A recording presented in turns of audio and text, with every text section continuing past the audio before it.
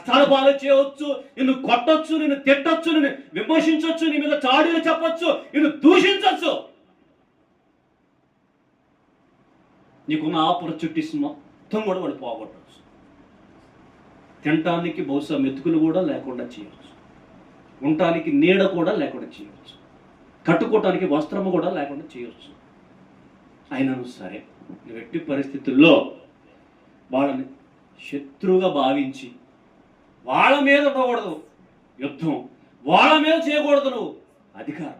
హల్లెలూయా, హల్లెలూయా. వారిని దేవుడు చెప్పాడు, నాకు అప్పగించమని చెప్పాడు ఆయన. మరొక చోట క్షమించండి అని చెప్పాడు.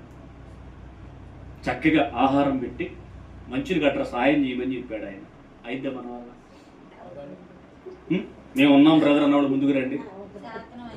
ఆరాధన అయిపోయిన తర్వాత చెత్త కొట్టేసి తర్వాత మళ్ళీ అన్ని మీ దగ్గరికి పోతాను నేను. ఎందుకని అట్లా చేస్తారో చేయరో చూద్దామని. అటువంటి మనసు ఇంకా మనం ధరించుకున్నామా? ఎక్కడ తెచ్చింది? అప్పుడే వచ్చేసిద్ది ఏంటి బ్రదర్? 5 ఏళ్ళకి వచ్చేసిద్దా, 6 ఏళ్ళకే వచ్చేసిద్దా, 10 ఏళ్ళకే వచ్చేసిద్దా, 11 ఏళ్ళకే వచ్చేసిద్దా, 15 ఏళ్ళకే వచ్చేసిద్దా? మరి ఎప్పుడు వచ్చింది మనకు అటువంటి మనసు?